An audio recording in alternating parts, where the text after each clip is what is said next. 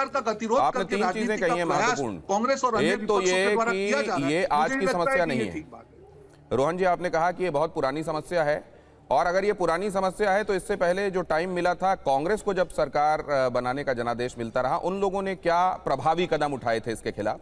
और दूसरे, आपने ये कहा कि बाकी स्टेक होल्डर्स जब कहीं सेटिएटेड और सेटिस्फाइड नजर आ रहे हैं तो कांग्रेस को यह डर लग रहा है कि कहीं ये मुद्दा और ये राजनीति करने का जो उनको टूल मिला हुआ है वो समाप्त ना हो जाए, इसीलिए उसकी छटपटाहट दिखाई दे रही है। और ये छटपटाहट राजनीति के तौर पर दिखाई दे रही है सदन के अंदर भी। डॉली शर्मा कांग्रेस जी, के समय पे 150 से ज्यादा पेपर लीक हुए हैं। आइए जवाब ले लीजिए इन दोनों का। डॉली शर्मा जी, 2004 से 2014 राइट जी, मैं एक बात कहूंगी यहाँ पे दिनेश जी, कि ये वो लोग बोल रहे हैं जिन्होंने उस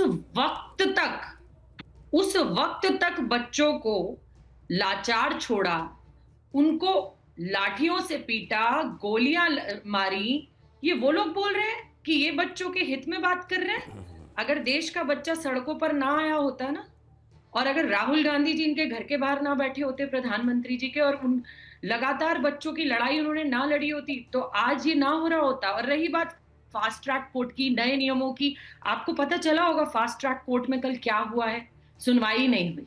और ऐसी फास्ट ट्रैक कोर्ट्स हमने महिला बिलों के टाइम पे, बलात्कारों के केसेस में बहुत देखी हैं, जिनमें लगातार वो डिसीजंस पेंडिंग होते हैं। हमने भारतीय जनता पार्टी का वो कुशासन देखा है जहां बलात्कारियों को हार पहनाए जाते हैं। कल धर्मेंद्र प्रधान का स्वागत ऐसे हो रहा था, 20 बच्चों की लाशों पर, 20 बच्चों की आत्महत्या पर आप उस मंत्री का इस्तीफा ले रहे हैं। कौन लाया एनटीए? किसने बनाया एनटीए? कहां से आया एनटीए?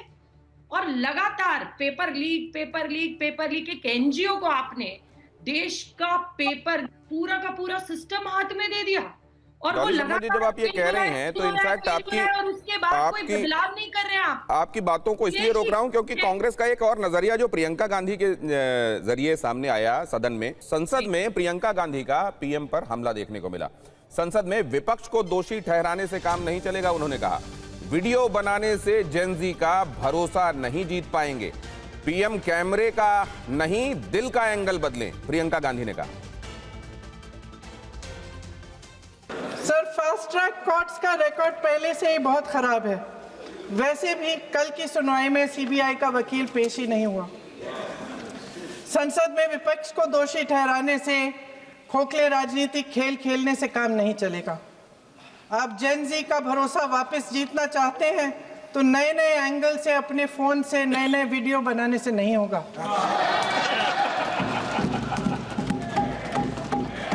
प्रधानमंत्री जी को कैमरे का एंगल नहीं, दिल का एंगल बदलना पड़ेगा।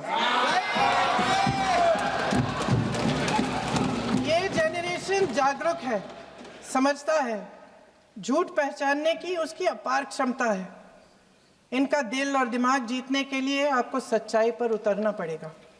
आपके शासन के चलते इस नौजवान पीढ़ी के साथ घोर अन्याय हुआ है, बर्बरता हुई है। इस सच्चाई को स्वीकार करिए। अपनी जिम्मेदारी से पीछे हटने से काम नहीं चलेगा। विपक्ष जो कह रहा है, कर रहा है, ये विपक्ष का अधिकार है ये, और जाहिर है उसका जवाब देने का अधिकार सरकार का है। लेकिन डॉली शर्मा जी, एक बात मैं पूछना चाहूंगा। ये भारतीय जनता पार्टी हमेशा से कहती रही है कि ये मुद्दा गंभीर है, इसको लेकर कुछ ऐसा किया जाना चाहिए जो आने वाले दिनों में छात्रों को अश्योर कर सके कि अब सिस्टम ऐसा काम कर रहा है कि उनके भविष्य से खिलवाड़ नहीं होगा। ये लेकिन सेलेक्टिव क्यों है कांग्रेस की तरफ से इस मुद्दे को देखे जाने का मामला, जो कि कहा भी गया भारतीय जनता पार्टी की तरफ से कि जहां पर भी कांग्रेस की सरकारें हैं वहां पेपर लीक के संदर्भ में ये रवैया क्यों नहीं होता, ये नजरिया क्यों नहीं होता, ये कठोरता क्यों नहीं होती, बातों में भी ये तल्खी क्यों नहीं होती?